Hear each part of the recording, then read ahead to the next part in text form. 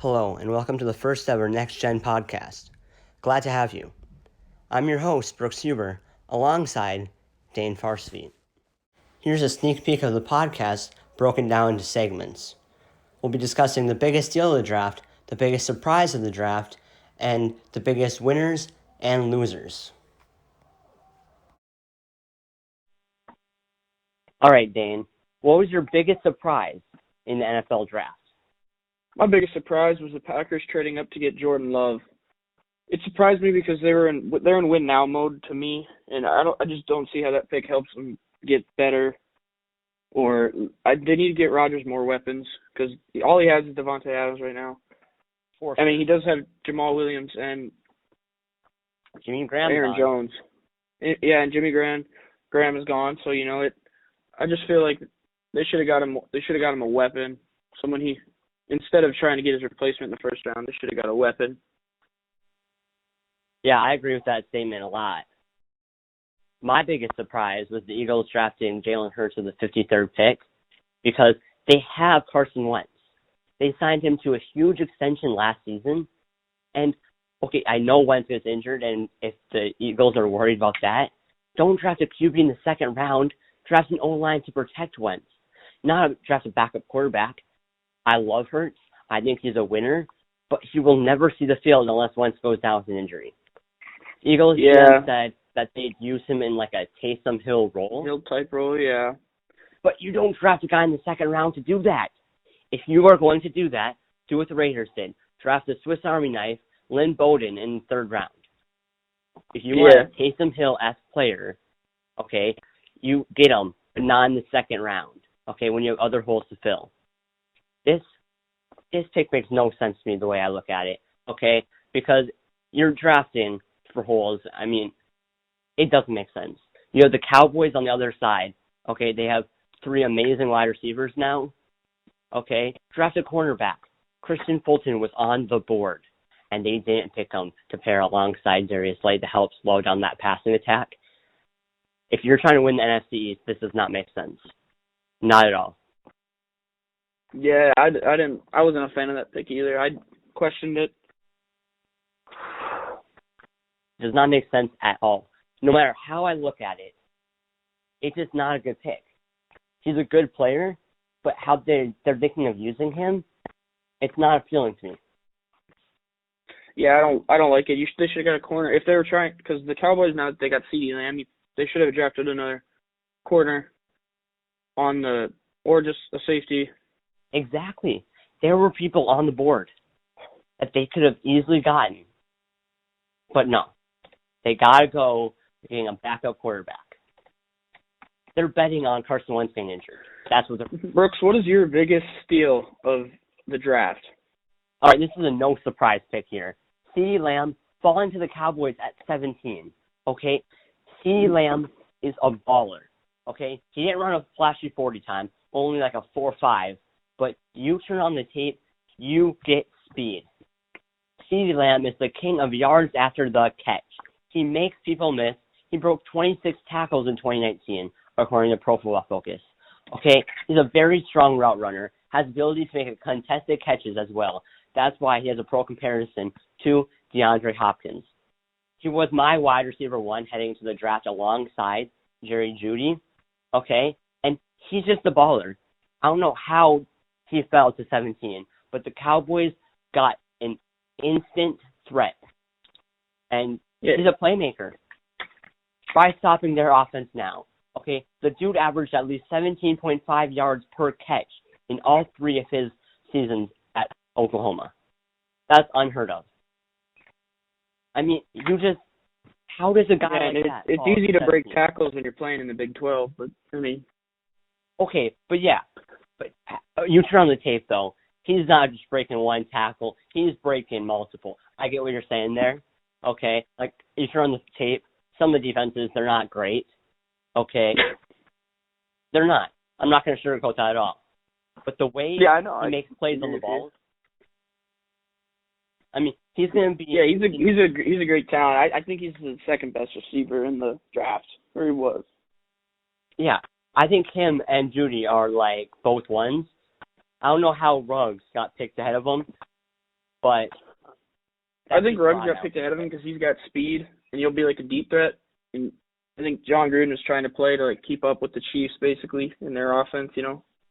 Oh yeah, for sure. But you have CeeDee Lamb and Jerry Jeudy on the board, or at least try trading back because you know those two players are going to get picked first. But no, they sat there, picked him with the 12th overall pick, kind of a head scratcher. But if it works out, it'll be okay. Yeah. All right, Dane. Who was your biggest steal of the draft? My biggest steal was Isaiah Simmons to the Cardinals. When the Giants didn't take him, I think the Cardinals won the night with this pick. I think it was a great pick. I think that both teams, or not both teams, I think the Cardinals kind of won the night with this. He's a once-in-a-generational type player, like a Chase Young type, because he can play so many different positions on the field. He's just a baller, dude. He's a beast. You know, I think that was a great pick. When I saw that, I was like, okay, the Cardinals are starting to scare me a bit. No, I don't think they're playoff ready, but I think they're getting there. I think it's a great pick. I think it's an A+ pick. He's a great player. He's a baller. You know, he plays so many different positions. You're going to use him a lot. I can't wait to see how they use him, where they use him. It's going to be fun. Steve Keim said he's going to play anywhere from linebacker to safety to who knows what. Yeah, it's gonna be fun to watch. Yeah, I think. Go ahead. I think he's gonna win Defensive Rookie of the Year to me. I think he will over Chase Young because I've watched his college highlights. He's such a beast. It's so hard to he's a baller. Yeah, for sure. I mean, he'll be going up against George Kittle, all these other players in that division. And that's going to be hard to game plan against because you don't know what he's going to be lined up as. Yeah. He could be a safety, he could be a linebacker, he could be a defensive end, he could be a corner. You don't know. It could change on any given Sunday. I love that pick. Yeah, I think the Cardinals won round one with that pick. Amazing pick. They're building something special down in Arizona. Yeah, they're give it a year or two. They're going to be, I think, give it a year or two. Let Kylie develop one more year with his receivers and all that. I think drafting a tackle for them wouldn't have been bad also, but I mean, I'm not. It's fine. It's hard. You can't pass. You can't pass on Isaiah Simmons. That's what I'm saying. Yeah. All right, Dane. Who is your winner of the draft? This is a very tough one. I think some teams did very well, but the Cardinals, Buccaneers, Cowboys, and Dolphins, they're all winners. But my ultimate winner of the draft, the team that I think did the best, is the Minnesota Vikings. I think they did the best because they got a stud in Justin Jefferson, which he'll play on the outside right away, I think, which will allow Adam Thielen to play in the slot, which is going to be good for them, for Kirk Cousins, Adam Thielen, and Justin Jefferson. They just added another weapon offensively after losing Diggs, which I thought was huge. And then they got Jeff Gladney, cornerback out of TCU. He's physical. He's a great corner. He fits the Zimmer scheme. He's going to be great for the team. They filled the need at corner, which is huge because that's where they struggled mostly last year, I think. And then in the second round, they got Ezra Cleveland out of Boise State, which I think is a good pick because it's going to help set the edge for Kirk Cousins. It's going to help protect him. I think they just did an A, and he had an A in drafting.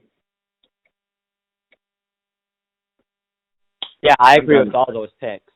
I think the Vikings, they had the perfect draft.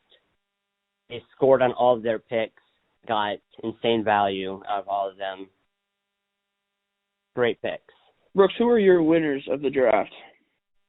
I got to go with the Cowboys. I mean, they got CeeDee Lamb and Trevon Diggs without having to trade up for either of them.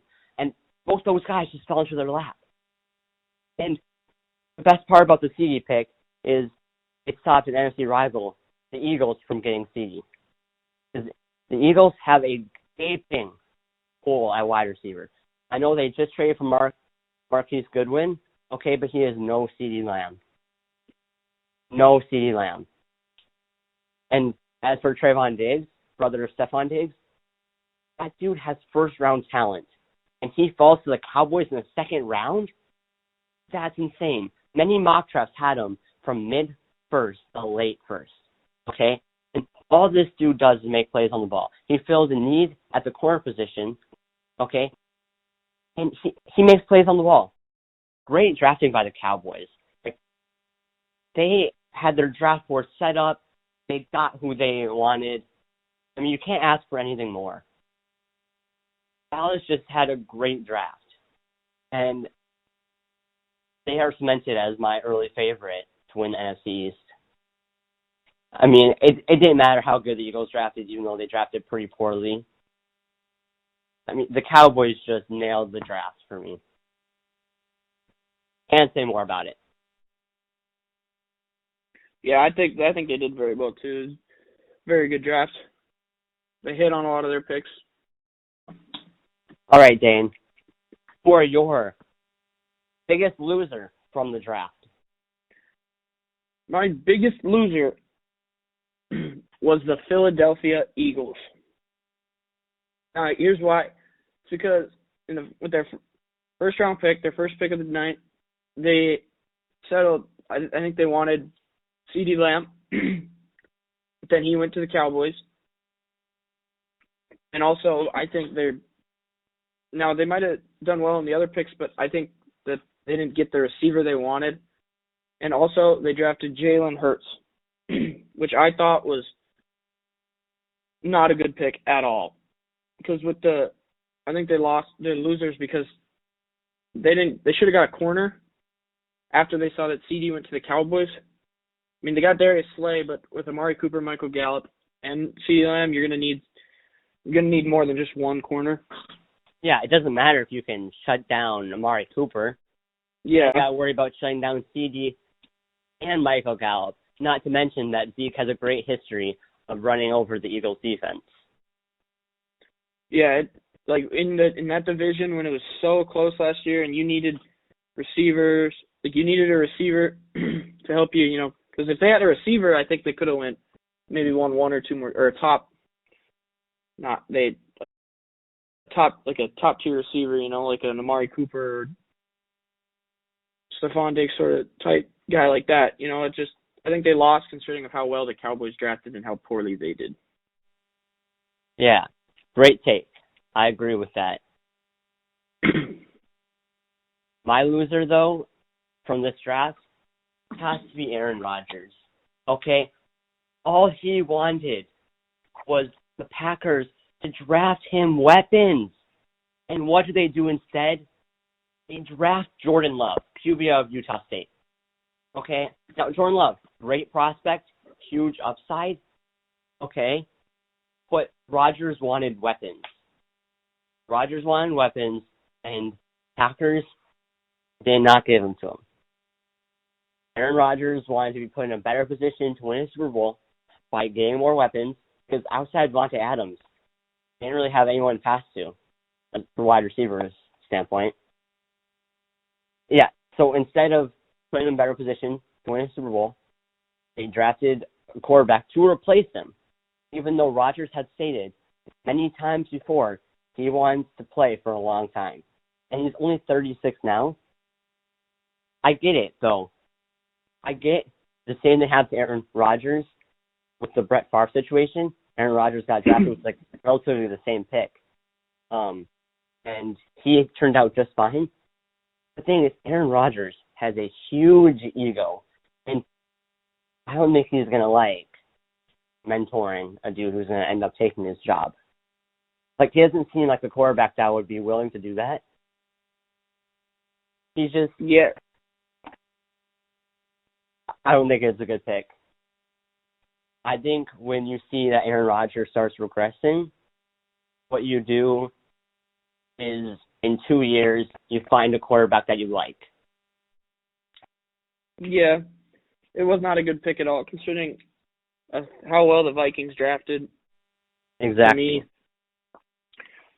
For the division, I don't think drafting, they didn't get better at all. And the Vikings filled two starters. They got two starters. Oh, yeah, they hit on all their picks. Instead, Packers are like, let's prepare for the future. No, Aaron Rodgers says, we are in win-now mode. Yeah, they are in win-now mode, and Aaron Rodgers, like, he has Devontae Adams, Jimmy Graham left. I don't even know who the tight end is right now. But, like, they need another guy to step up, because if you go against, like, a Stephon Gilmore, you know, Devontae, or, like, just a team, a smart defensive coaching team where they, like, can double Adams, like, they needed to get him more weapons. Yeah, if I'm Aaron Rodgers right now, I am furious and frustrated that they didn't draft weapons for him. Like, if I was him, I would be so mad because all he wants to do right now is win, and the Packers are not for that. They are for drafting his replacement. They're thinking about the future. Aaron Rodgers is like, guys, let's think of the now. We are in contention for the Super Bowl. We just came off an NFC Championship, making it there. Let's try to go for the Super Bowl. Let's draft me some weapons, and let's make a real run for this. It doesn't make sense for Aaron Rodgers. And I understand why he's frustrated. He was not a good pick. They'll still contend this year, but drafting a wide receiver could have put them over the top and could have put them in clear favorites. Yeah. Like a Denzel Mims or Michael Pittman Jr. Yeah. Not Jordan Love. Yeah, they didn't get better at all. And just considering of how much better the Vikings got and the Lions got, I mean, I don't think the Lions will beat the Packers, but, like, it's just... Oh, no. And just like that, that concludes the first ever episode of the Next Gen podcast. Thank you for tuning in and sharing 20 minutes of your time with us. Make sure to subscribe and stay safe.